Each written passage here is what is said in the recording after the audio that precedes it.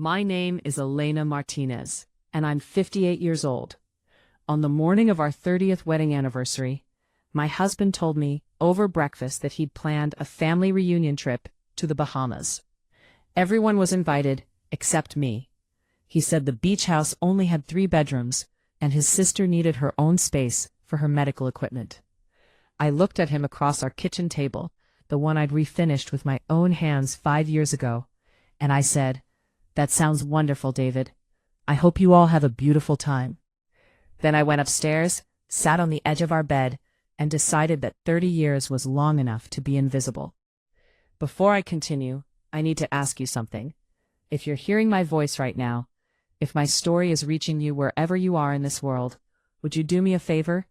Show your support by liking this video and subscribing to the channel. And tell me from which city you belong so I can see how far a woman's impactful voice can reach. Help me build this community so we can bring more truthful stories for you. Your support means everything to women like me who finally found their voice. My full name is Elena Rose Martinez, though most people call me Ellie.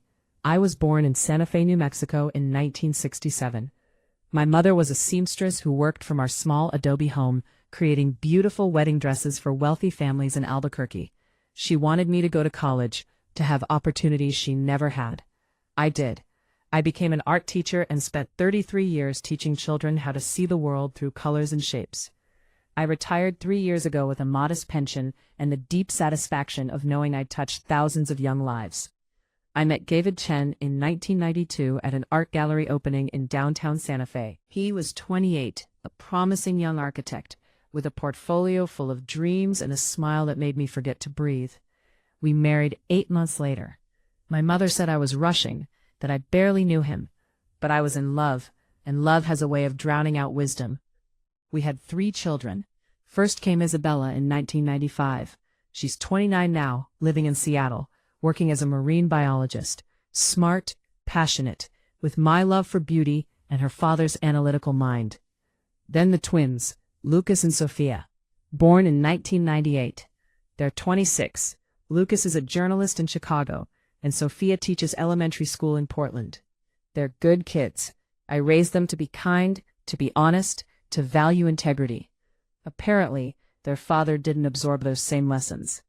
The house we live in, the one at 1243 Riverbend Drive in the North Valley, that house is mine, or at least it was supposed to be. When my mother died in 1999, she left me everything she had, $95,000. It was the sum of her entire life. Every wedding dress she'd sewn, every hour she'd spent hunched over her machine, every dream she'd deferred so I could have mine. I took that money and I bought us a house. I put down the full $95,000. The mortgage was in my name. The deed said Elena Rose Martinez, sole proprietor. That was 26 years ago. David always managed our finances. "I'm an architect, babe," he'd say. "Numbers are part of what I do. Let me handle the boring stuff." So I did. I trusted him. I focused on our children, on my classroom, on creating a warm home for our family. We kept separate bank accounts, his suggestion. "It's cleaner this way," he explained. "We're both independent people. This way, there's no confusion." I paid the mortgage, the property taxes, the homeowner's insurance, the utility bills. David paid for his car, his professional dues, his lunches with clients, and gifts for his sister Marianne Chen, 55 years old, diagnosed with multiple sclerosis 8 years ago, and still capable of making me feel like I wasn't good enough for her baby brother. For 30 years, I drove Marianne to her medical appointments. I researched treatment options for her. I sat with her through her worst days when the disease flared up and she couldn't get out of bed. I cooked her special meals when she could barely swallow. Last Christmas, she gave me a half-used bottle of hand lotion. She gave David a vintage watch that had belonged to their father. But I smiled. I accepted it. That's what you do in a marriage, right? You accommodate, you bend, you keep bending until one day you realize you've bet so far you can't recognize your own shape anymore. It was Monday, October 16th, 2024.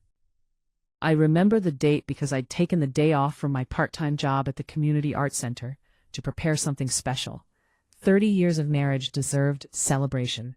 I'd spent the morning making David's favorite meal, green chili chicken enchiladas, Spanish rice, black beans, and sopapillas from scratch, using my mother's recipe. I'd set the table with our good dishes, the Talavera pottery we'd bought on our honeymoon in Mexico, and rarely used because David always said they were too nice for every day. The enchiladas were cooling on the counter when my phone rang. David's name lit up the screen. He should have been at the office, Chen and Associates architecture firm, where he'd worked for 27 years, the last 12 as a partner. "Hello, sweetheart," I answered, wiping flour from my hands onto my apron. "Ellie, I need to tell you something." His voice was distant, professional, like I was a contractor, not his wife of 30 years. "What's wrong? Are you okay?" "I'm fine. Listen, I've organized a family reunion trip to the Bahamas. We leave next Thursday, October 26th. 10 days at the Paradise Cove Beach House." My heart lifted for just a moment. "The Bahamas? David, that's wonderful. I'll need to—" "The thing is," he interrupted, "the house only has 3 bedrooms.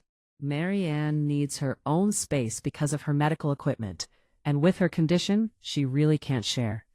And honestly, with the prices right now, renting a bigger place would be financially irresponsible.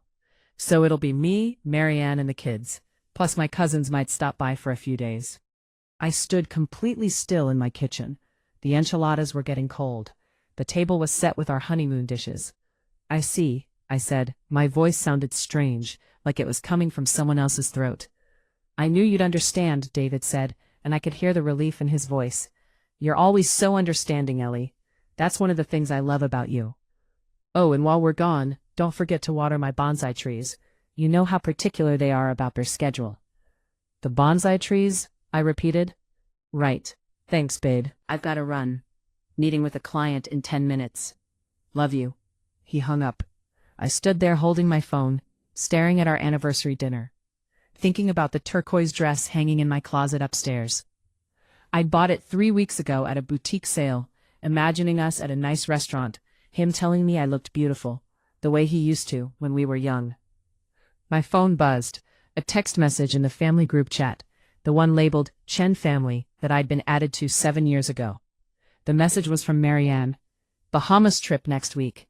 Everyone remember your sunscreen. It's supposed to be gorgeous weather. So excited." The responses flooded in. Isabella with a beach emoji, Lucas with "can't wait," Sophia with 3 palm tree emojis, David with a thumbs up. Planning messages going back 3 weeks. Discussions about flight times. Debates about whether to go snorkeling or scuba diving. A poll about restaurant reservations. 27 messages. I hadn't received a single one. I opened the group settings. 31 members. David's entire family. His cousins, his college friends who were like family, his professional associates. My name was there, Elena Martinez. But according to the settings, my notifications had been muted since the group was created on September 25, 2024. 21 days ago. They'd planned a family vacation for 3 weeks, discussed every detail, and deliberately kept me out of the conversation. I set my phone down very carefully on the counter. I turned off the stove.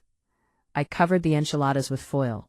I put the sides in containers and stored them in the refrigerator. I blew out the candles I'd lit.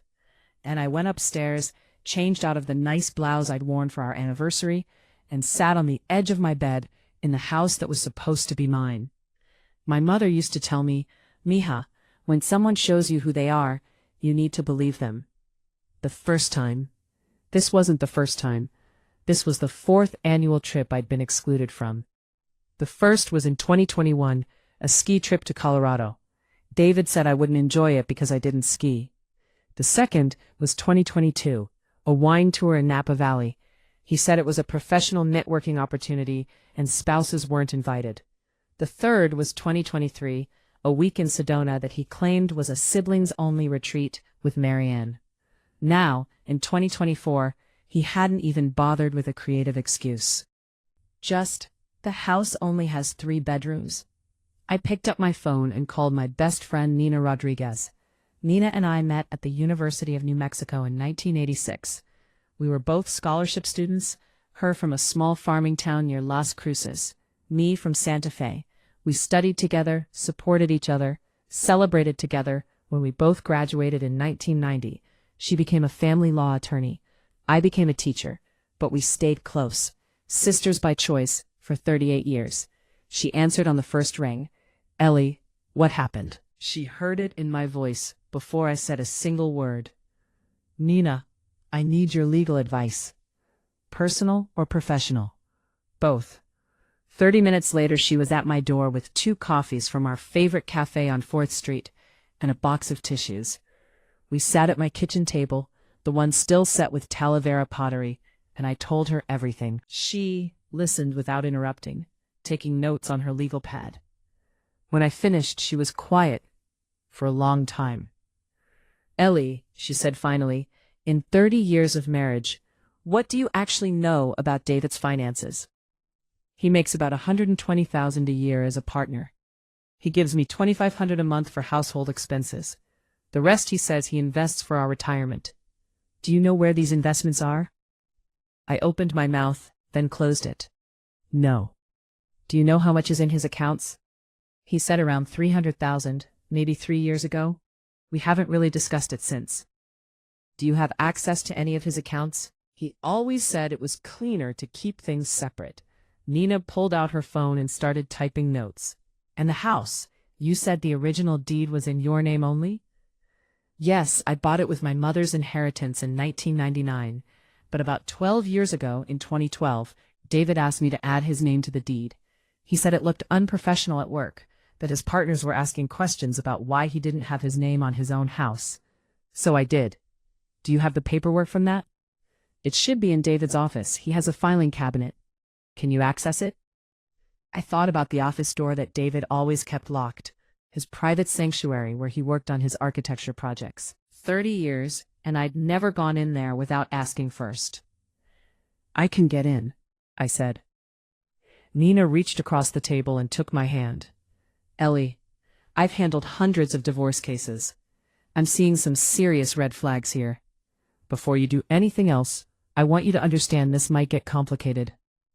"You think I should divorce him?" "I think you should protect yourself first. There's a difference." She squeezed my hand. "Tonight, when David's not home, I want you to go into that office. Look for 3 things: the house deed, bank statements, and anything with both your signatures on it. Take pictures of everything with your phone. Don't move anything, just document it all." "What if he catches me?" "Tell him you were looking for the warranty papers for the dishwasher." "But, Ellie," she looked at me hard, "this is critical. Whatever you find, do not confront him yet. Not until we know everything." After Nina left, I sat in my kitchen as the October afternoon faded into evening. David called at 6 to say he was working late, meeting with a client about a commercial project. He'd been working late frequently over the past year, 3 or 4 nights a week for the last 8 months. At 8:30, I stood outside his office door with the spare key we kept in the kitchen junk drawer. My hand was shaking as I unlocked it. The office was exactly as David liked it, meticulously organized. Architecture books arranged by subject on the shelves, his drafting table perfectly clean except for his laptop and a cup of mechanical pencils, filing cabinet in the corner with labeled drawers. I started with the filing cabinet. The top drawer held household documents. I found the mortgage statements all in my name, showing I'd been making payments for 26 years. The utility bills also in my name. Insurance policies mine. The second drawer held tax returns. I pulled out the most recent one from 2023. David's declared income, $162,000. Not $120,000. $162,000. That was the first crack in my perfect marriage. I kept searching, found bank statements from an account I didn't know existed. Chase Bank, account number ending in 4927. Balance as of September 30, 2024. $1,034,017. Not $300,000. Over $1 million. That was the second crack. I photographed everything, my hands shaking so badly I had to steady my phone against the filing cabinet. Then I found the folder labeled Property Documents. Inside was our house deed. The property at 1243 Riverbend Drive. I read it carefully, my art teacher's eye catching details. Current owners, David Chen and Elena Martinez, joint tenancy with right of survivorship, 50-50 ownership. But that wasn't right. I remembered clearly. When I'd added David's name in 2012, our attorney had specifically structured it as tenancy in common, me 85%, him 15%, reflecting my mother's down payment and my years of mortgage payments. This deed was dated July 22, 2012. The notary seal looked slightly smudged, and the signature, my signature, looked almost right but not quite. I always make my capital E with a distinctive loop at the bottom, a habit from my art training. This E had no loop. That was the third crack. Click to the back of the deed was another document, a home equity line of credit application, Wells Fargo Bank. Date, August 15, 2024, 2 months ago. Amount requested, $600,000. Property, 1243 Riverbend Drive, Santa Fe, New Mexico. Applicant signatures, David Chen and Elena Martinez. I stared at my signature on that application. I had never signed this document. I had never even seen this document. Someone had forged my name to try to borrow $600,000 against my house. I took pictures of everything, put everything back exactly where I'd found it, locked the office door, walked downstairs on legs that felt like water. In the kitchen, I sent all the photos to Nina with a message. Found something. Call me now. She called 20 seconds later. Ellie, tell me what I'm looking at. I told her all of it, the income he'd hidden, the $1 million account I didn't know about, the deed that wasn't what I remembered, the equity line application I'd never signed. Mother of God, Nina breathed. Ellie, listen to me very carefully. Do not let David know you found this. Not yet. Tomorrow morning, first thing, you're coming to my office. We're going to the county clerk's office to pull the original deed records. And then, she paused, then we're going to find out exactly what your husband has been doing. I hung up and sat in my dark kitchen. Outside, headlights swept across the window. David was home. I heard his key in the lock, his footsteps in the hall. Ellie, you still up? In the kitchen, I called. My voice sounded normal, steady. He came in, loosening his tie, kissing the top of my head. He smelled like perfume, expensive perfume, definitely not mine. What's for dinner? I looked at him, this man I'd been married to for 30 years, who just kissed me with another woman's scent still on his collar, who had $1 million hidden away, who'd forged my signature on legal documents. There's enchiladas in the fridge, I said. I made them for our anniversary. He had the grace to look embarrassed. Oh, honey, I completely forgot. The Peterson project has been consuming me. How about I make it up to you this weekend? We'll go somewhere nice. That sounds lovely, I said. He heated up his dinner. We sat together at the kitchen table while he ate, and he told me about his day, some complicated story about architectural plans and difficult clients and deadlines. I nodded in all the right places, asked appropriate questions, smiled when I was supposed to smile, all while thinking, I don't know this man at all. The next morning, David left for work at 7:45 like always. By 8:30, I was at Nina's law office on St. Francis Drive, watching the city wake up through her window. By 9:15, we were at the Santa Fe County Clerk's office. The clerk, a kind-looking woman named Teresa, pulled up the property records for 1243 Riverbend Drive. Here's your original deed from 1999, she said, turning her computer monitor toward us. Owner, Elena Rose Martinez. Sole ownership, fee simple absolute. And the modification in 2012? Nina asked. Teresa clicked through screens. Here, filed July 22, 2012. Change of ownership to add David Chen. She squinted at the screen. But it shows tenancy in common, not joint tenancy. Elena Martinez, 85%. David Chen, 15%. I looked at Nina. She looked at me. That's not what the current deed in my house says, I told Teresa.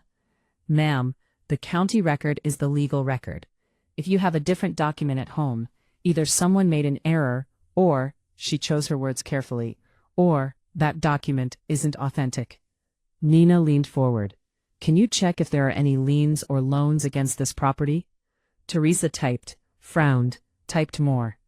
There's a home equity line application here from August 2024. Wells Fargo, $600,000, but it shows as withdrawn. The bank rejected it. Why? Nina asked. Teresa read from her screen. Signature verification failed. The bank's fraud detection flagged inconsistencies in the borrower's signatures and requested in-person verification. When the borrowers, that's both Mr. Chen and Mrs. Martinez, didn't appear for the scheduled appointment, the application was denied and flagged as suspicious. David had tried to steal $600,000 from my house using a forged signature, and when the bank caught him, he just walked away like it never happened. We thanked Teresa and left. In Nina's car, I sat very still. He tried to borrow against my house, I said, without telling me, using a fake signature. Yes, and when he got caught, he just moved on to whatever his next plan was. That's what it looks like. Nina started the engine, but didn't drive yet. Ellie, there's more going on here. Men don't hide $1 million in forged documents for no reason. They do it because they're planning something. Like what? Like leaving. The word hung between us in the car. I need to see his computer, I said. Ellie, I need to see his laptop, Nina, tonight, while he's at work. That evening, David called at 5:45. Working late again, client dinner, don't wait up. I went into his office at 6:15. His laptop was password protected, but I knew David. He was meticulous, organized, and he used the same password for everything. Marianne0512, his sister's name and birthday. The computer unlocked. I went straight to his email, started with the most recent messages and worked backward. October 10th, 2024. From someone named Gabrielle Santos. Can't wait for the Bahamas, baby. 10 days of paradise. Just us and the family. I told my boss I'm going on a yoga retreat. Ha. See you at the airport. Love you more. October 8th, 2024. From David to Gabrielle. Booked everything. Paradise Cove Beach House. 3 bedrooms. You, me, Marianne, and the kids. Elena thinks it's a family trip. She's not coming. Don't worry. She'll never know. October 1st, 2024. From David's attorney. Someone I'd never heard of. Marcus Feldman at Feldman and Price Law, with an attachment labeled Petition for Dissolution of Marriage, Draft PDF. I opened it with hands that had gone completely numb. Petition for Dissolution of Marriage, case number, to be assigned. Petitioner, David Jonathan Chen. Respondent, Elena Rose Martinez. I scrolled down to the Property Division section. Petitioner requests the following division of community property. Residence at 1243 Riverbend Drive, Santa Fe, New Mexico, valued at approximately $1,100,000, to be sold with proceeds divided 50-50 between parties, $550,000 each. Petitioner's retirement accounts, total value $512,000, to remain separate property. Respondent's retirement accounts, total value $89,000, to remain separate property. Below that, an email from David to Marcus dated October 2nd. Marcus, I want to move quickly on this. After the Bahamas trip in late October, I'll come back and file officially. Elena just turned 58. She's only working part-time now. She won't fight hard. She's too proud to cause a scene. The house is our biggest asset. With a 50-50 split, I walk away with $550,000 clean. Combined with my other investments, Gabrielle and I will have more than enough to start our life in Arizona. Timeline, file November 15th.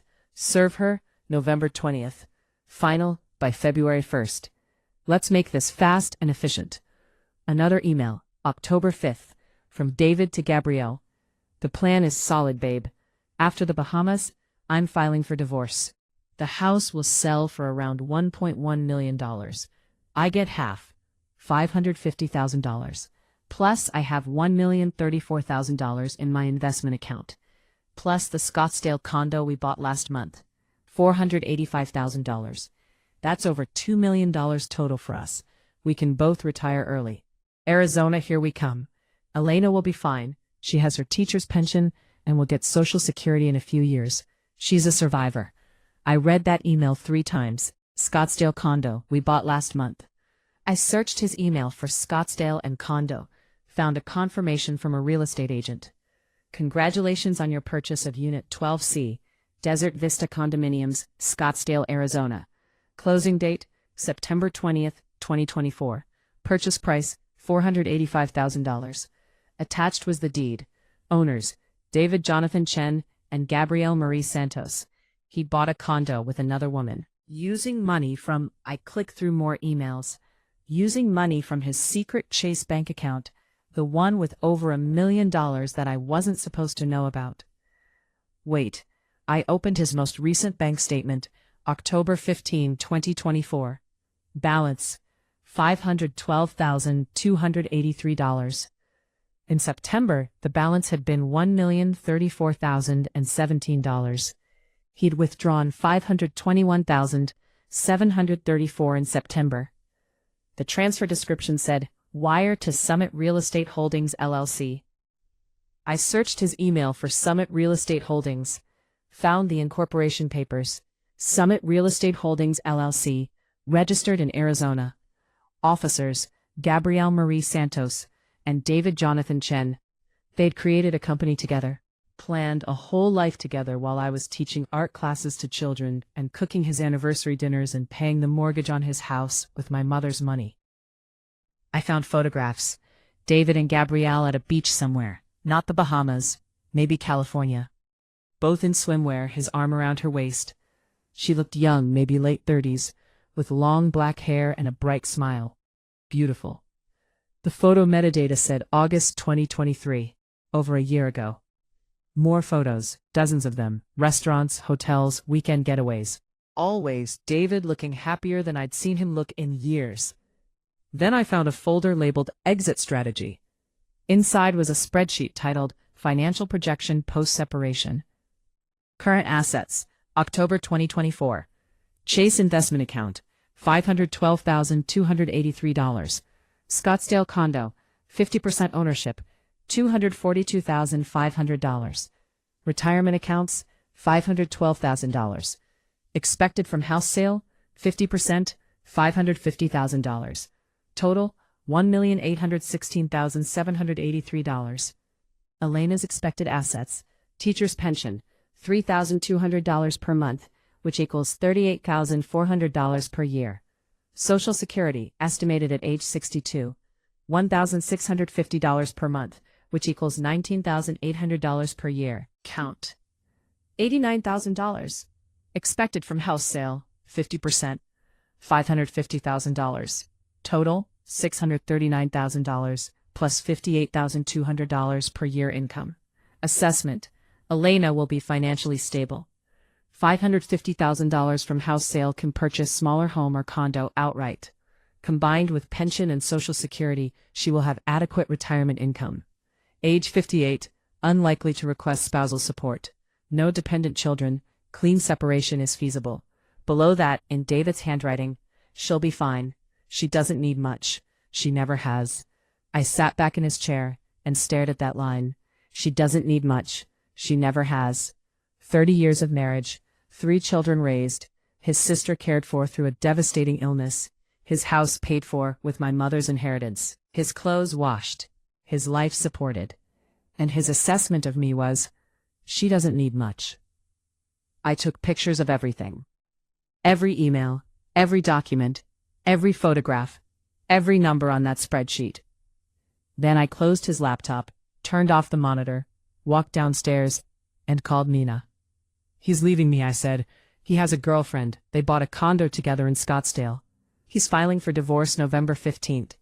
He thinks I'll be fine with half the house and my pension because I don't need much. Nina was quiet for a moment. How much does he have hidden?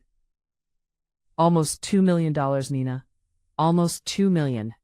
And Ellie, her voice was soft, dangerous. He thinks you're too old and too proud to fight back. Yes. That man has no idea who he married. Forward me everything you found, every single document. Tomorrow morning, we start building our case.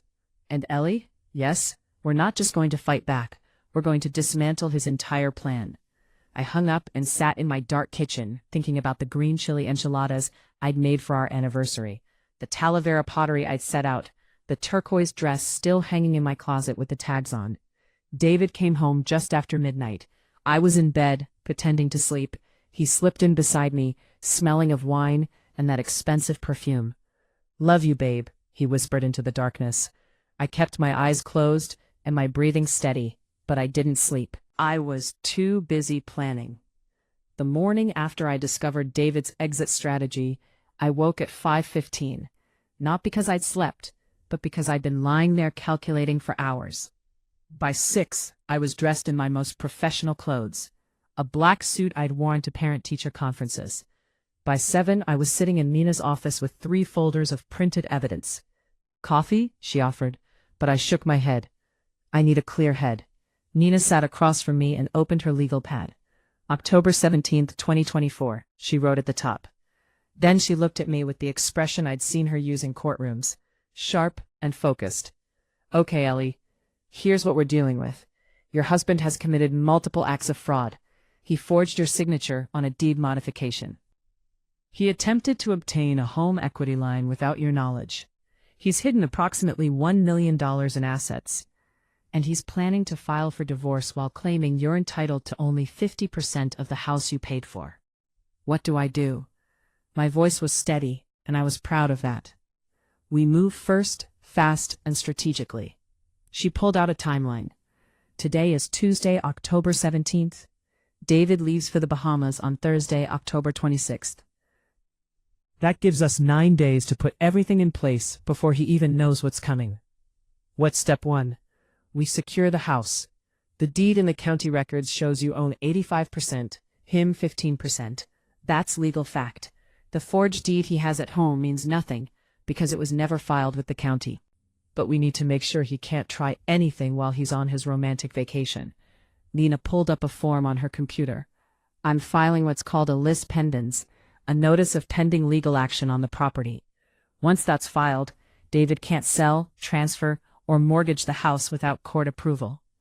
Even if he shows up with 100 forged signatures, no bank will touch it." "How long does that take?" "I can file it electronically within the hour. It'll be recorded by end of business today." "Do it," she typed rapidly. "Step 2, we freeze his assets. You said he has over $500,000 in that Chase account as of mid-October. We need to prevent him from moving that money around or hiding it. I'm going to file an emergency motion for a temporary restraining order on all accounts in his name. We'll argue that he's dissipating marital assets, which he absolutely is, since he spent over $500,000 on a condo with his girlfriend. How do we prove that money is marital property?" Timeline. You've been married since 1994.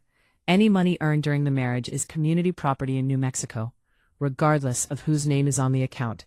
He can't hide it just by putting it in his name only. "What about the Scottsdale condo?" Nina's smile was cold and sharp. "That's the beautiful part. He bought it using marital funds, but put it in his name and Gabrielle's name. That's not just dissipation of assets, that's gifting community property to a third party without spousal consent. We can sue to set aside that transfer and force the sale of the condo. Gabrielle won't see a penny." "How long will this take?" "The restraining order hearing will be next week, probably Monday or Tuesday. I'll request an ex parte hearing, meaning we can do it without David being present if the judge agrees there's an emergency." "Is this an emergency?" "Ellie, your husband tried to borrow $600,000 against your house using a forged signature. He's hidden almost $2 million in assets. He's planning to leave the state with money that legally belongs to you." "Yes, this is an emergency." She printed several documents and handed them to me. "I need you to sign these. This is a petition for legal separation with a request for immediate temporary orders. We're asking the court to maintain the status quo, freeze all assets, prevent any transfers, and order David to continue paying all existing bills while the case is pending." I read through the documents. My name, Elena Rose Martinez, petitioner. David's name, respondent. It felt surreal, seeing our 30-year marriage reduced to legal terminology. I signed. My hand didn't shake. What happens when David finds out? He'll be served with papers, probably early next week. His attorney will call. They'll file a response, and then we fight it out in court. Nina paused. "Ellie, I need you to understand something. This is going to get ugly. David will be angry. His lawyer will try to paint you as vindictive, as trying to punish him. They might claim you knew about the affair, that you consented to the financial arrangements, that you're just bitter about being excluded from a vacation. Let them try, I said quietly. Nina studied me. You're different than yesterday. Yesterday I was a wife who'd been married 30 years. Today I'm a woman protecting what's hers. I stood up. What else do you need from me? Everything you can find. Paper trails, proof of what you've paid for that house over the years, mortgage statements, tax returns, bank records showing your deposits, utility bills in your name, everything. I need to prove that you are the one who built that asset, not him. I have all of it. I keep everything organized. Good. Get it to me by Friday morning. Nina, I said as she walked me to the door. Yes? Thank you. For believing me, for helping me. Ellie, we've been friends for 38 years. You think I'm going to let that man steal from you? She hugged me tight. Now go home and gather that evidence. And Ellie, don't confront David yet. I know you want to, but the element of surprise is our biggest weapon. Let him go to the Bahamas thinking everything is fine. Let him sit on a beach with his girlfriend while we build the trap. And when he comes back, we spring it. I spent the rest of that week like an archaeologist excavating my own life. 30 years of marriage documented in boxes in our garage. Wednesday, October 18th. I found the original mortgage documents from 1999. Purchase price, $340,000. Down payment, $95,000 from my mother's estate. Original mortgage, $245,000. In my name only, Elena Rose Martinez. I found every monthly payment record. 26 years of payments, each one from my checking account. Total paid to date, $462,000 in principal and interest. I had a complete financial history of that house. House investment summary. 1999, purchased $340,000. My down payment $95,000. 1999 to 2024, mortgage payments $462,000, all from my account. 1999 to 2024, property tax $156,000, all from my account. 1999 to 2024, homeowners insurance $73,000, all from my account. 2008, new roof $22,500, from my account. 2015, kitchen renovation $41,000, from my account. 2021, HVAC replacement $15,000, from my account. Total investment by Elena Martinez, $864,500. Total investment by David Chen, $0. Paid a single bill related to that house. Not one. Thursday, October 19th. I went through every joint tax return since 1994. David had prepared them all. He was an architect, good with numbers, and I'd always signed where he pointed. I started comparing his W-2s to what he told me he earned. 2020. W-2 showed $138,000. He told me $110,000. 2021. W-2 showed $145,000. He told me $115,000. 2022. W-2 showed $155,000. He told me $120,000. 2023. W-2 showed $162,000. He told me $120,000. 4 years of lies. Total discrepancy, $224,000 in income I didn't know about. Into his secret account, the one with over $1 million. I photographed every tax return, every W-2, every 1099, 30 years of financial deception, now documented on my phone. Friday, October 20th. I delivered everything to Nina. 3 boxes of documents, a flash drive with scanned copies, and my spreadsheet showing every dollar I'd spent on that house. She looked at the spreadsheet and let out a low whistle. Ellie, this is perfect. This is exactly what we need. There's more, I said, pulling out the tax returns. He's been lying about his income for years. Look at the difference between the W-2s and what he told me. Nina flipped through them, her expression getting harder with each page. He was hiding income while you paid all the household bills. Ellie, this isn't just fraud. This is economic abuse. This is financial manipulation. She looked up at me. With this evidence, you're not getting 50% of that house. You're getting it all. Can we do that legally? New Mexico is a community property state, which usually means 50-50. But the court has discretion to award one spouse more than half if the other spouse has committed fraud or intentionally misappropriated marital assets. David did both.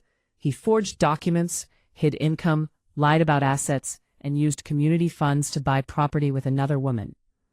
A judge can absolutely award you the entire house as restitution, plus a larger share of his other assets.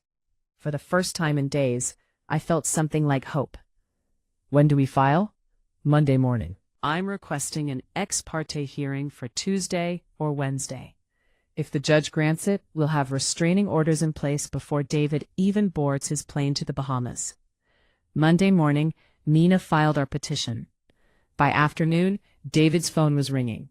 I was at the art center helping a group of seniors with watercolor techniques when he called me. Ellie. His voice was tight, controlled, vibrating with anger. Did you hire a lawyer? My heart was pounding, but I kept my voice calm. What are you talking about? I just got a call from some attorney named Nina Rodriguez. She says she's representing you in a legal separation. She's filed emergency motions to freeze my bank accounts. What the hell is going on? I don't know what you're... Don't lie to me, he was shouting now, loud enough that I had to step outside into the parking lot. You went through my private files, you invaded my privacy, and now you're trying to steal my money.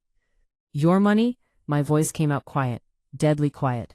David, I found the equity line application you forged with my signature. I found the emails about your exit strategy. I found the condo in Scottsdale you bought with Gabrielle. Did you think I would never find out? Silence on the other end of the line. Then, we need to talk about this. Come home right now. No. What do you mean, no? I mean, I'm not coming home to be manipulated by you anymore. Your lawyer can talk to my lawyer. That's how this works now. I hung up. My hands were shaking so badly I had to sit down on a bench outside the art center. Around me, life was continuing normally. People walking dogs, children playing in a nearby park. The world kept turning while mine was being completely rebuilt. My phone buzzed. Text from David. You're making a huge mistake. Stop this now and we can work it out. Another buzz. I'll let you keep the house. Just drop the legal action. Another. Ellie, please, we can fix this. I turned off my phone. Tuesday, October 24th. The ex parte hearing was at 9 o'clock in the morning in Judge Patricia Morales' courtroom. Nina had told me I didn't need to attend, but I wanted to be there. I needed to see this. I sat in the gallery while Nina presented our case. Judge Morales was a woman in her early 60s with steel gray hair and intelligent eyes that missed nothing.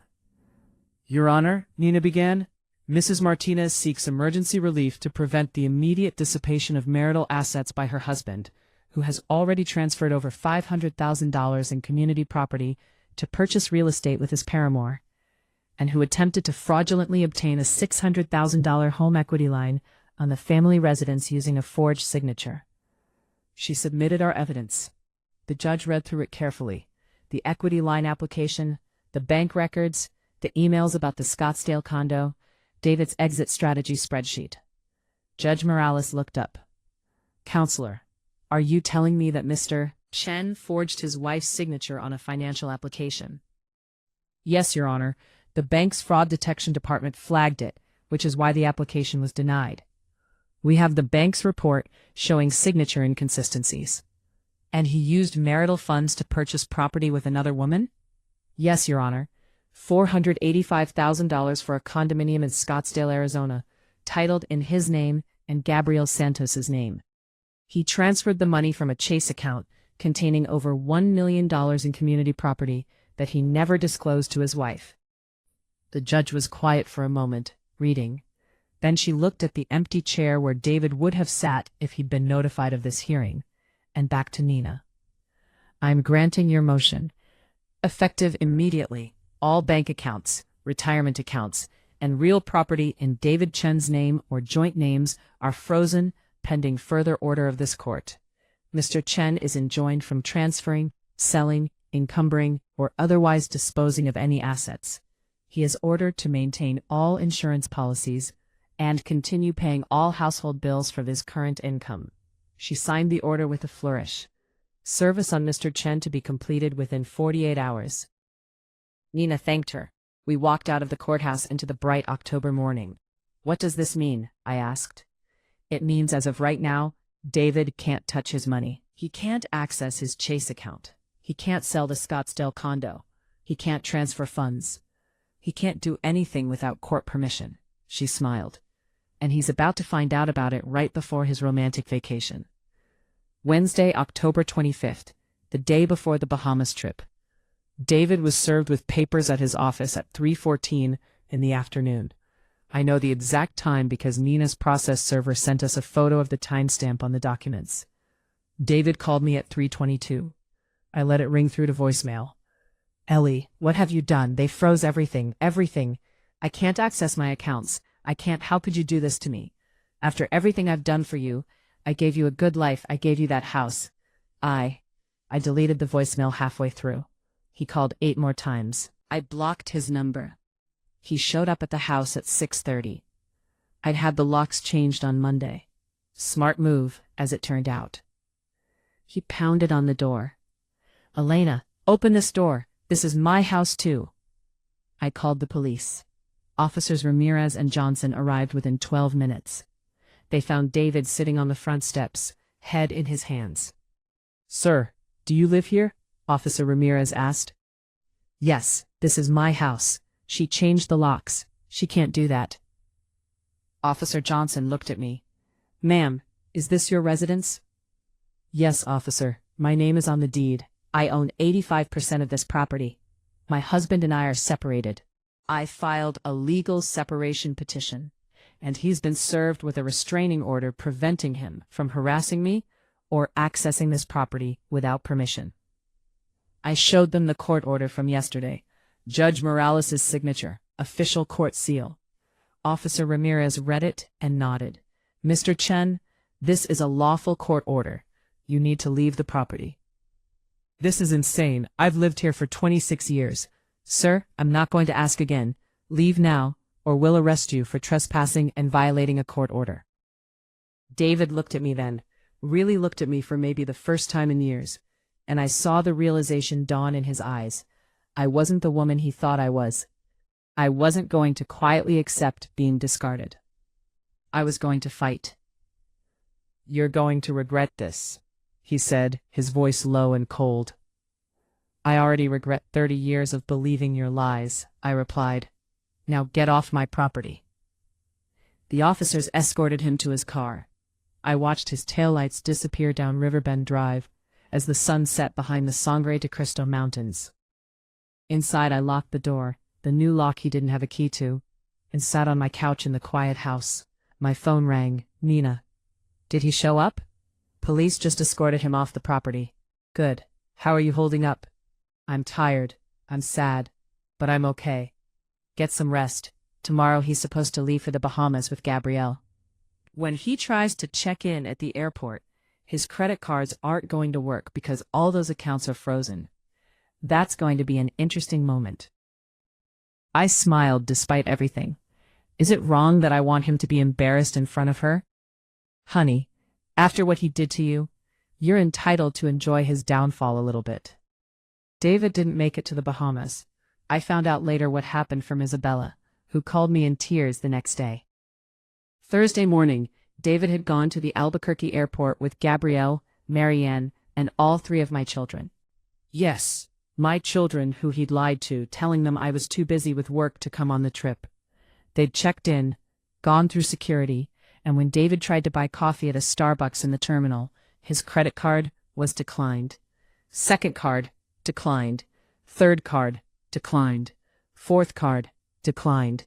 He'd called his bank from a payphone after discovering his cell phone service had been shut off because the auto payment had bounced. That's when he learned all his accounts were frozen by court order. He couldn't buy coffee, couldn't board the plane, couldn't pay for anything. In front of Gabrielle, his sister, and our children, David Chen fell apart. Isabella called me from the airport. Mom, what's going on? Dad says you froze all his money. He can't pay for the trip. Aunt Marianne is having an anxiety attack. And there's this woman here named Gabrielle who keeps asking Dad what's happening and he won't answer her. Isabella, I said carefully, I need you to listen to me. Your father has been planning to divorce me. He's been having an affair with Gabrielle for over a year. He bought a condo in Arizona with her, using money that belonged to both of us. He tried to take a massive loan against our house without my knowledge. I found everything, and I hired a lawyer. The court froze his assets yesterday. Silence. Then, what? I found emails, bank statements, everything. He was going to file for divorce next month. Oh my God. Mom, where are you? Home. We're coming there. Right now. All of us. What about the trip? Screw the trip.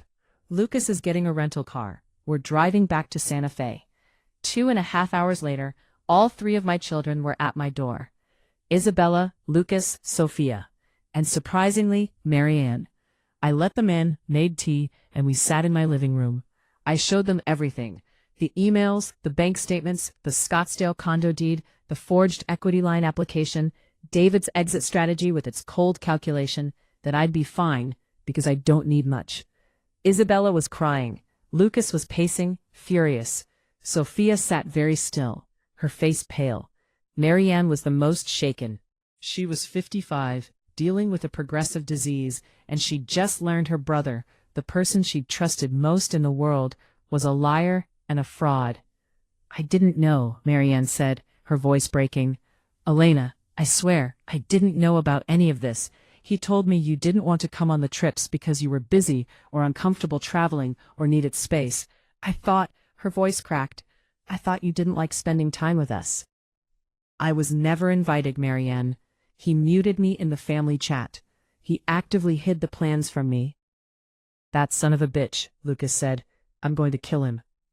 Get in line, Isabella added darkly. My phone buzzed. Text from an unknown number. Ellie, this is David. Gabrielle left me at the airport. She won't return my calls. The kids blocked my number. You've destroyed my life. I hope you're satisfied. I showed them the text. Sophia grabbed my phone. Can I respond? Go ahead. She typed, You destroyed your own life, Dad. Mom just exposed it, and you can forget about walking me down the aisle at my wedding. She hit send. Lucas added, Or being the grandfather my future kids call for advice. Isabella didn't type anything.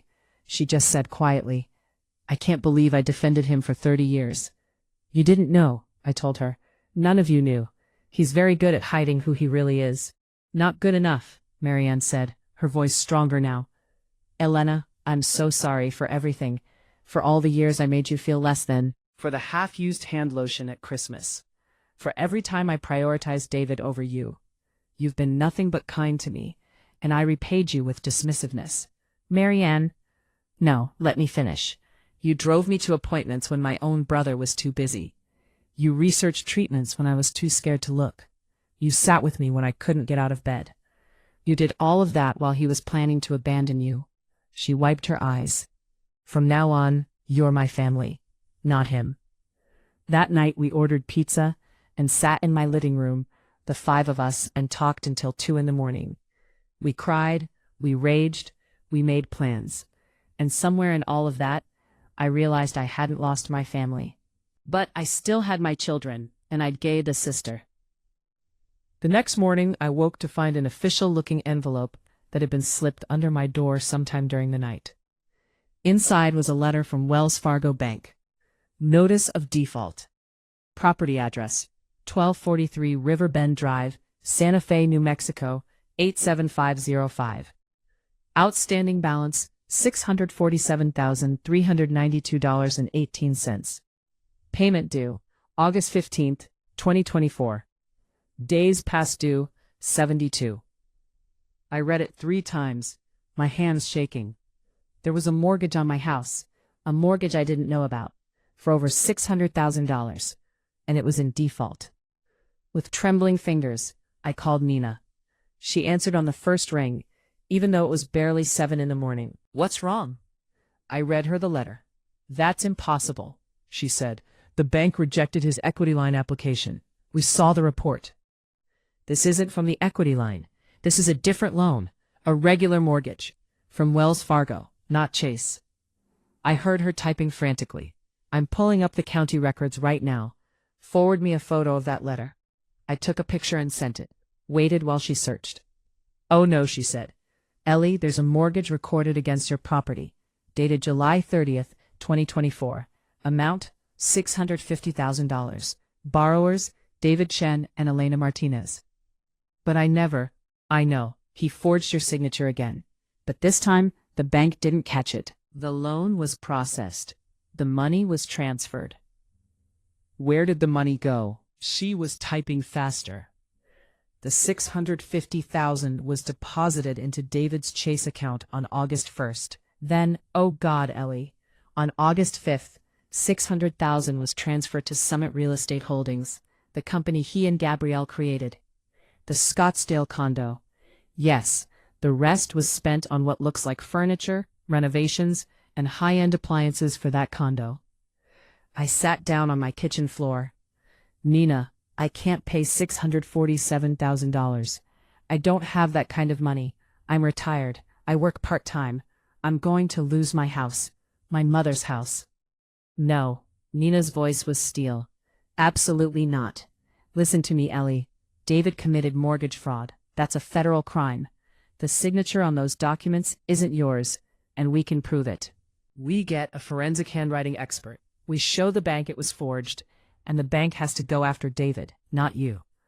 But what if they don't believe me? What if they say I should have known, that I should have been more careful? Ellie, stop. Breathe. We're going to fight this. I'm calling the bank first thing Monday morning. I'm getting us an emergency court hearing, and I'm contacting the FBI because David just committed a crime that carries 20 to 30 years in federal prison. 20 to 30 years. David was 58. That would mean he'd die in prison. Part of me felt sick at the thought. A bigger part of me felt absolutely nothing. If you're still with me, if you're hearing my voice and my story is resonating with you, please like this video and subscribe to the channel. Tell me from which city you belong so I can see how far a woman's impactful voice can reach. Help me build this community so we can bring more truthful stories for you. Stories of women who refuse to disappear quietly. Nina hired a private investigator, a former FBI agent named Marcus Webb. He was 70 years old, weathered and wise, with sharp eyes that reminded me of my late father. On Monday, October 30th, Marcus came to my house with a thick folder. "Mrs. Martinez," he said, "I've been looking into Gabrielle Santos, and she's not who she pretends to be." He opened the folder. Her real name is Gabriela Sanchez. She's 41 years old, originally from Miami, Florida. Multiple times.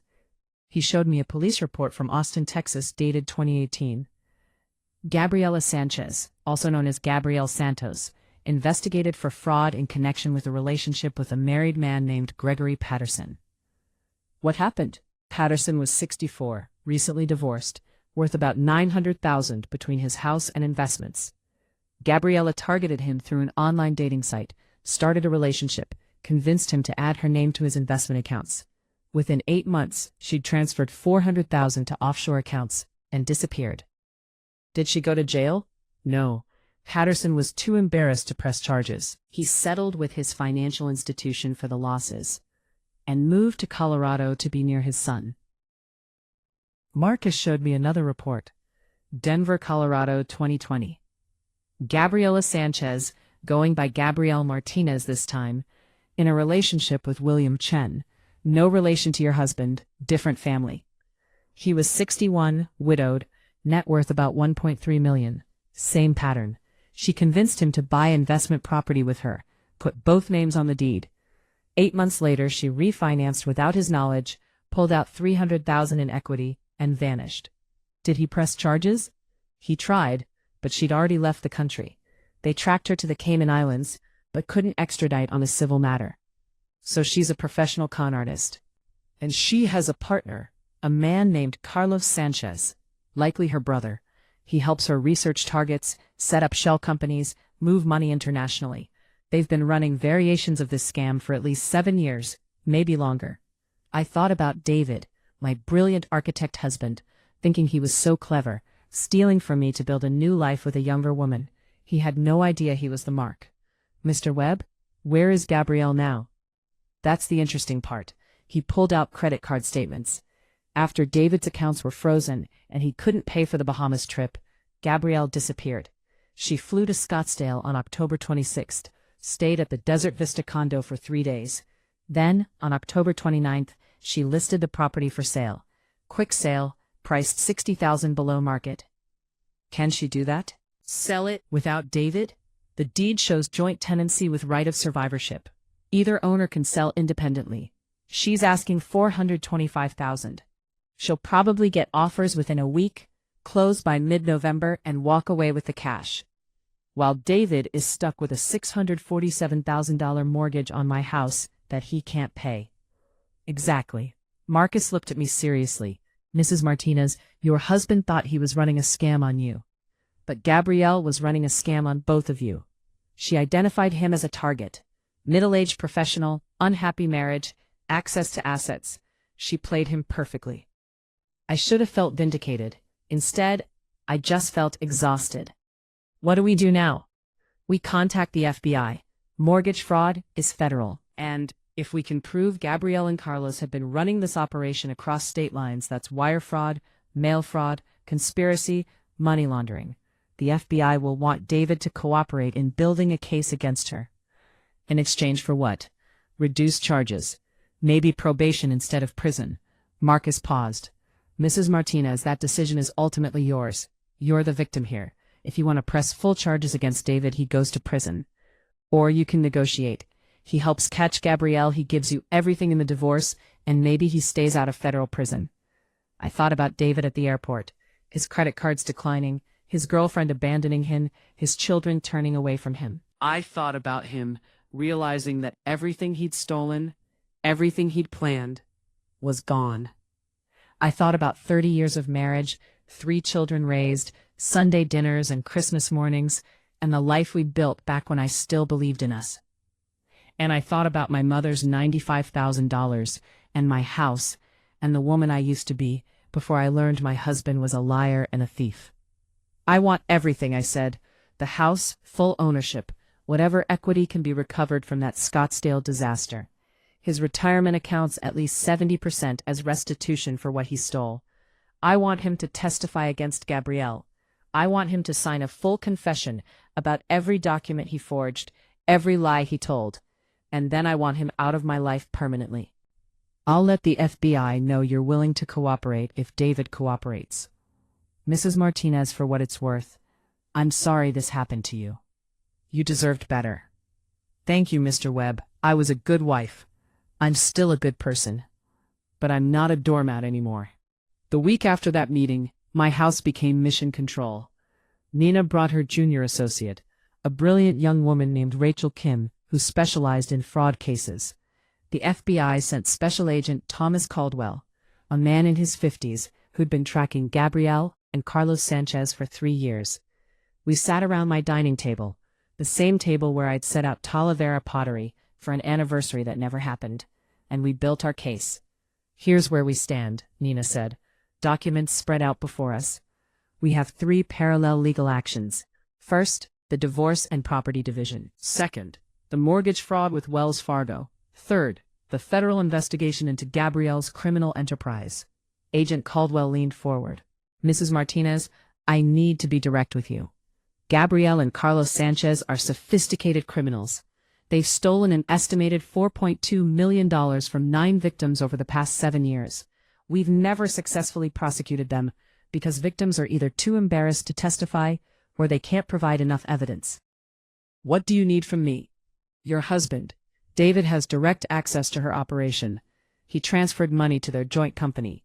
He has emails, text messages, probably recorded calls on his phone. If he fully cooperates, we can build a RICO case, Racketeer Influenced and Corrupt Organizations Act. That means we go after not just Gabrielle, but Carlos, their shell companies, their entire network. And what does David get in exchange? Substantially reduced charges. The mortgage fraud alone is 20 to 30 years federal prison. But if he provides testimony, helps us recover assets, wears a wire if necessary, I can probably negotiate that down to 5 years probation and full restitution to you. I looked at Nina. What do you think? Honestly, I think you use him. Let him help the FBI dismantle Gabrielle's operation. In exchange, he signs over everything in the divorce. The house, 70% of his retirement, whatever can be recovered from the Scottsdale sale. He admits full fault, waives all rights to appeal, and you get everything. He stays out of prison, but his reputation is destroyed, and he has nothing left. It's not perfect justice, I said. No, Nina agreed, but it's practical justice. And sometimes that's better. What about the mortgage? The $647,000 Wells Fargo wants. Rachel Kim spoke up. We have 3 options.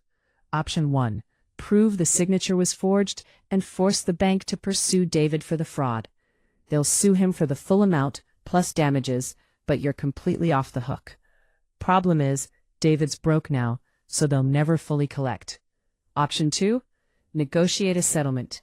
The bank absorbs part of the loss as a fraud write-off. You pay back a reduced amount, maybe $350,000 instead of $647,000. You refinance the house at a lower amount, make monthly payments. I don't have $350,000. You have equity. The house is worth about $1.1 million now. If you refinance with a $350,000 mortgage, at your age with your pension and Social Security, you should qualify. Payment would be around $2,000 a month, tight but manageable with the pension income. And option 3?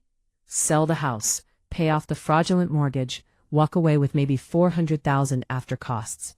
Start over somewhere smaller. I looked around my dining room, the hand-carved vigas on the ceiling that David and I had restored together in 2003. The built-in corner cabinet where I displayed my mother's collection of Santas. The view through the window of the cottonwood tree I'd planted when Isabella was born. I'm not selling, I said firmly. This is my mother's house. She worked her entire life to give me that down payment. I'm keeping it. Then we negotiate with the bank, Nina said. I'll handle it. Rachel and I will demonstrate that you're a victim of fraud, that the bank failed in its duty to properly verify signatures, and that $350,000 is more than fair, given their negligence. David called me on November 5th from yet another number I didn't recognize. Ellie. His voice was broken, hollow. Please, I need to talk to you. Talk to my lawyer. I can't afford a lawyer. They froze everything. I'm staying at a motel near the highway. I'm eating ramen noodles. I lost my job, Ellie. The firm fired me when the fraud charges became public. I said nothing. I know I deserve this. I know what I did was unforgivable. The affair, the money, the lies, all of it. I was stupid and selfish, and I destroyed 30 years for nothing. You destroyed it for Gabrielle. She's gone, sold the Scottsdale condo for $410,000 and disappeared. The FBI can't find her. She played me, Ellie. She played me like a complete fool. Good. The FBI says if I cooperate, they can reduce my charges, but they need you to agree first. Nina says you want everything in the divorce. The house, my retirement, all of it. That's right. Okay, you can have it. I'll sign whatever you want. I'll testify against Gabrielle. I'll do whatever it takes. Just please, Ellie, please don't send me to prison. I'm 58 years old. I can't survive 20 years in federal prison. I thought about the woman I used to be, the woman who would have felt sorry for him, who would have softened, who would have said, let's work something out. But I wasn't her anymore. Here's the deal, David. You sign a full confession admitting you forged my signature on multiple documents.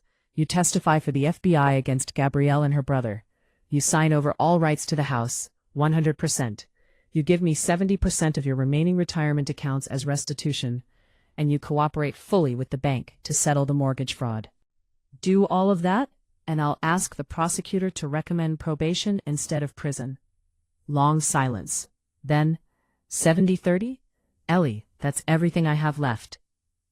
That's generous considering you committed multiple federal crimes with my money. Take it or face 30 years in prison. Your choice. Another long silence. I'll take it, he whispered. December 19, 2024. Judge Morales's courtroom. The final divorce hearing. I wore my mother's silver cross necklace and a burgundy dress Sophia had helped me pick out. Nina sat beside me, professional and fierce. Across the aisle, David sat with a court-appointed attorney, a tired-looking man named Frank Gutierrez, who'd taken the case pro bono. David looked terrible. He'd lost at least 30 pounds. His suit was wrinkled. His face was gray. His hands shook. Judge Morales entered. Be seated. Case number 2024 DM 4783, Martinez versus Chen, petition for dissolution of marriage. I've reviewed all submitted documents, the judge continued. Mr. Chen, I understand you wish to make a statement for the record. David stood, holding a piece of paper, hands trembling. Yes, Your Honor. Proceed. He read in a voice barely above a whisper. I, David Jonathan Chen, do hereby admit and confess to the following acts. On or about July 22, 2012, I forged my wife Elena Martinez's signature on a deed modification, changing our property ownership from tenancy in common, 85-15, to joint tenancy, 50-50. I did this without her knowledge or consent. Judge Morales's expression hardened. David continued. On or about July 30, 2024, I forged Elena's signature on a mortgage application for $650,000 using our family residence as collateral. I did this without her knowledge or consent. I used the proceeds to purchase property with another woman, Gabrielle Santos. His voice cracked. I hid approximately $1 million in assets during our marriage. I lied to my wife about my income for over a decade. I planned to divorce her while fraudulently claiming she was entitled to only 50% of assets that she had paid for with her mother's inheritance and her own earnings. He looked directly at me for the first time. Everything I did was wrong. Elena was a faithful, devoted wife and mother for 30 years. She paid for our house with her mother's legacy. She raised our children. She cared for my sister. And I repaid her by stealing from her and attempting to abandon her for a criminal who stole from both of us. Tears were running down his face now. Elena, I'm so sorry. I know those words mean nothing now, but I am truly, deeply sorry for everything. I felt nothing, no anger, no sadness, no satisfaction, just a vast emptiness where 30 years of marriage used to be. Judge Morales spoke. Mr. Chen, do you agree to the terms of the settlement as proposed by Mrs. Martinez's counsel? Yes, Your Honor. Let the record reflect that Mr. Chen agrees to the following. Mrs. Martinez receives 100% ownership of the residence at 1243 Riverbend Drive, valued at approximately $1.1 million. Chen's retirement accounts, currently valued at $512,000, shall be divided 70% to Mrs. Martinez, 30% to Mr. Chen. Mrs. Martinez receives 100% of her own retirement accounts, valued at $89,000. No spousal support shall be paid by either party. Mr. Chen agrees to cooperate fully with Wells Fargo Bank and the Federal Bureau of Investigation in their respective investigations and prosecutions. I agree, David said. Mrs. Martinez, do you agree to these terms? I stood. Yes, Your Honor. Then, by the power vested in me by the state of New Mexico, I hereby grant the dissolution of marriage between Elena Rose Martinez and David Jonathan Chen, effective immediately. The gavel fell. Mr. Chen, you have 30 days to remove your personal belongings from the residence. After that, you are not to contact Mrs. Martinez, except through her attorney. Do you understand? Yes, Your Honor. We're adjourned. 30 years of marriage ended in 23 minutes. At 2 o'clock that same afternoon, we met with Wells Fargo's legal team in a conference room at Nina's firm. 4 attorneys in expensive suits, led by a woman named Jennifer Park. Mrs. Martinez, Jennifer began, we've reviewed the forensic evidence of signature forgery. We acknowledge that your signature was forged. However, Wells Fargo processed this loan in good faith, based on documentation that appeared legitimate at the time. We've incurred a loss of $650,000. Your bank failed to properly verify signatures, Nina countered. Your fraud prevention protocols should have caught this. Mrs. Martinez bears zero responsibility for your institution's negligence. She can file a lawsuit against Wells Fargo for damages, including emotional distress suffered by a 58-year-old retired teacher whose home was put at risk. The attorneys conferred quietly. Jennifer spoke again. We're prepared to offer a settlement. Mrs. Martinez pays $350,000 to satisfy the debt. Wells Fargo absorbs the remaining $300,000 as a fraud loss and agrees not to pursue further collection action. $300,000, Nina said flatly. That's my final offer. Take it, or we'll see you in court, and I promise you, the publicity will cost your bank far more than $300,000. More quiet discussion among the Wells Fargo team. We'll accept $300,000, Jennifer said, but Mrs. Martinez must refinance within 90 days. I'm already approved, I said, speaking for the first time. Wells Fargo's mortgage division actually. 3.6% interest rate, 30-year term, monthly payment of $1,987. I received my approval letter last week. They looked surprised. They'd underestimated me, assumed a 58-year-old art teacher couldn't navigate financial systems. That's acceptable, Jennifer said. By 4 o'clock, it was done. I walked out of that conference room with my house still mine. Yes, with a $300,000 mortgage I hadn't wanted. Yes, with monthly payments that would stretch my budget. But mine.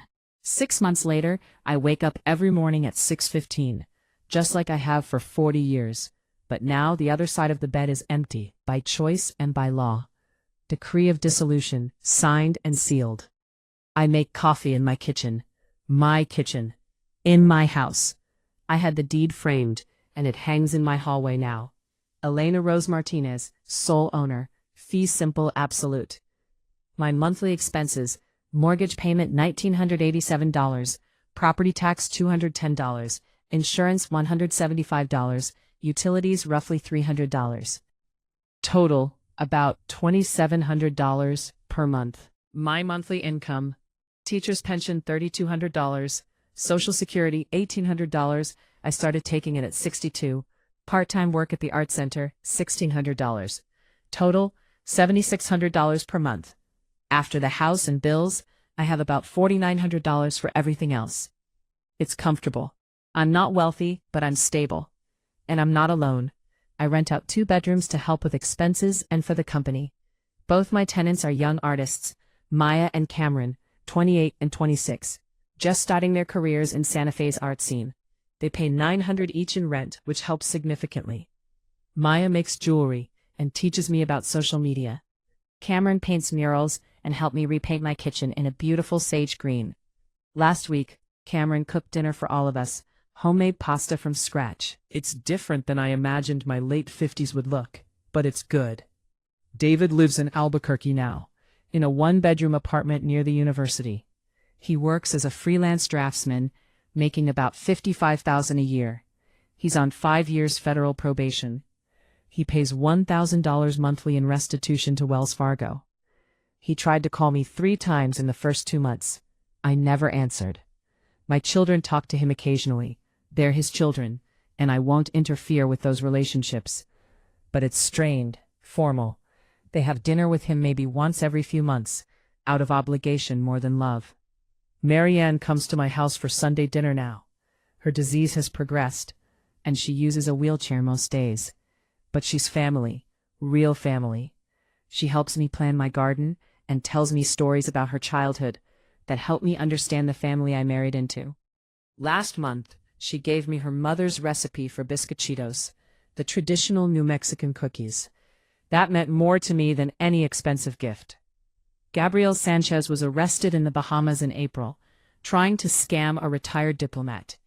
Agent Caldwell says extradition is in progress. David will have to testify when the trial happens. We'll have to face her again in a courtroom. I hope every minute of it is uncomfortable for him. The Scottsdale condo sold for $410,000 in November. After legal fees and the real estate commission, there was $378,000 left. The court ordered it split, 70% to me, 30% to David. I received $264,600. I put it in a conservative investment account for my retirement.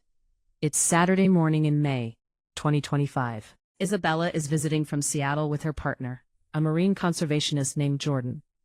They're talking about getting married next year. I'll help plan it.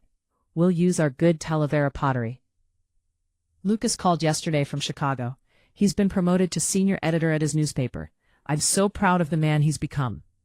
Sophia stopped by Wednesday after her school day. She brought 3 of her second graders' drawings from my refrigerator. They'd drawn pictures of Mrs. Martinez's mom, after Sophia told them about my mother, the seamstress who saved every penny to buy a house. Those children understand legacy better than David ever did. I'm in my garden, wearing my mother's old gardening gloves, planting new rosemary and lavender. My mother loved herbs. She said they were practical and beautiful at the same time, just like women should be. Maya comes outside with iced tea for both of us. Elena, can I ask you something? Of course. Do you regret it? Fighting David so hard? You could have settled for half the house, moved somewhere smaller, avoided all the legal stress. I think about her question while I pat soil around a lavender plant. No, I say finally, I don't regret it. Why not? Because this house isn't just a building, Maya. It's my mother's legacy. It's proof that her sacrifices meant something. Every wedding dress she sewed, every hour she spent at her machine, every dream she deferred, it all went into that $95,000 down payment. If I'd let David take half of it, after doing nothing to earn it, I would have dishonored her memory. I stand up, brushing soil from my knees. And more than that, I needed to prove something to myself. For 30 years, I made myself smaller to keep peace. I accepted being excluded, being lied to, being taken for granted. David thought I was too old, too passive, too weak to fight back. But you weren't. No, I wasn't. I look at my house, my mother's house, my house. I learned something at 58, Maya. It's never too late to stand up for yourself. Yes, I have a mortgage now. Yes, I work when I thought I'd be fully retired. Yes, I have to budget carefully, but I have my dignity. I have my home, and I have the knowledge that when my world fell apart, I didn't fall with it. Maya hugs me. You're kind of a badass, you know that? I laugh. I'm learning. Inside, I hear Cameron and Isabella laughing about something. Jordan is playing guitar, a soft melody floating through the open windows. The sound of life, of family, of people who actually want to be here. I pick up my iced tea, loop my arm through Maya's, and we walk back toward the house together. The house I fought for. The house I kept. The house that's mine. Later that evening, after everyone has gone home or to their rooms, I sit at my mother's old sewing table in the corner of my bedroom. I've taken up sewing lately, learning from online tutorials, making simple things like pillowcases and napkins. I'm not as skilled as my mother was. My stitches aren't as perfect. My patterns aren't as precise. And sometimes, when I'm focused on the rhythm of the needle and thread, I feel her presence. I feel her strength. My phone buzzes. A message in the family group chat, the new one we created without David. This one is called The Real Family. It's from Isabella. Mom, Jordan and I have news. We're engaged. Wedding next June in Seattle. You'll help us plan, right? My heart fills with joy. I type back, of course, mija. I'd be honored. Sophia, congratulations. I call maid of honor. Lucas, I call best woman. Marianne, Elena, we need to start planning. June weddings need at least a year of preparation. I smile at my phone, at this family that didn't fall apart but actually grew stronger when we removed the weak link. I think about David, alone in his apartment in Albuquerque, and I don't feel anger anymore. I don't feel sadness. I feel nothing. He's just a person I used to know, a person who made terrible choices and has to live with the consequences. And me? I'm Elena Rose Martinez. I'm 58 years old. I'm an art teacher, a mother, a sister by choice to Marianne, a landlord to 2 wonderful young people, and the sole owner of a beautiful house in the North Valley of Santa Fe. I survived 30 years of being underestimated. And I'm still standing. Epilogue. From the desk of Elena Rose Martinez, June 15th, 2025. They asked me to write this down, the women at the art center who heard my story. the ladies at church, who wanted to know how I did it. Nina said other women need to hear it, need to know that it's possible to fight back and win. So here it is. I'm Elena Martinez. I'm 58 years old. I was married for 30 years to a man who lied to me, stole from me, and planned to abandon me for someone younger while leaving me with almost nothing. When I found out, I didn't cry myself to sleep. I didn't beg him to stay. I didn't try to compete with his girlfriend. I gathered evidence. I froze his assets. I took him to court. And I won. Did I get everything I wanted? No. I wanted my marriage to be real. I wanted 30 years to have mattered. I wanted to grow old with the person I loved. But I got everything I needed. My house, my dignity, and the knowledge that I'm stronger than anyone, including myself, ever imagined. To the women reading this who are going through something similar, here's what I learned. 1. Document everything. I had 26 years of receipts, and they saved my case. Keep records of every payment you make, every contribution you give. Your paper trail is your proof. 2. Get professional help immediately. I couldn't have done this without Nina, Rachel, Marcus, and Agent Caldwell. Find a lawyer who specializes in family law and fraud. 3. Don't be afraid to fight, even when people tell you to take the high road or just let it go. Yes, it was hard. Yes, it was expensive. Yes, it was exhausting. But it was worth every moment. 4. You are not too old to start over. Society will tell you that women over 50 should be quiet, grateful, accommodating. Society is wrong. Age is not weakness. Experience is strength. 5. The best outcome isn't revenge, it's peace. David thought he was trading up. He ended up with a con artist who stole from him, a criminal record, probation, and poverty. I ended up with my house, my children's respect, Marianne's love, and peace of mind. I won. Every morning, I wake up in my mother's house. I make coffee in my kitchen. I teach art to people of all ages, passing on the love of color and form that sustain me through dark times. Some nights are hard. Some months are tight financially. Sometimes I'm lonely, but I'm never invisible, never dismissed, never taken for granted again. And if my story helps even one woman find the courage to stand up for herself, to fight for what's rightfully hers, to refuse to be erased, then every difficult moment was worth it. Before I close, I want to say this one more time. If my words have touched you, if my story resonates with you, please show your support. Like this video, subscribe to the channel, tell me from which city you belong, so I can see how far a woman's impactful voice can reach. Help me build this community so we can bring more truthful stories to light. Stories of survival, stories of strength. Stories of women who refuse to disappear quietly into the background of someone else's life. To every woman who's been underestimated, you are more powerful than you know. To every woman who's been betrayed, you are stronger than the pain. To every woman who's been told she's too old, too tired, too weak to fight, they're wrong.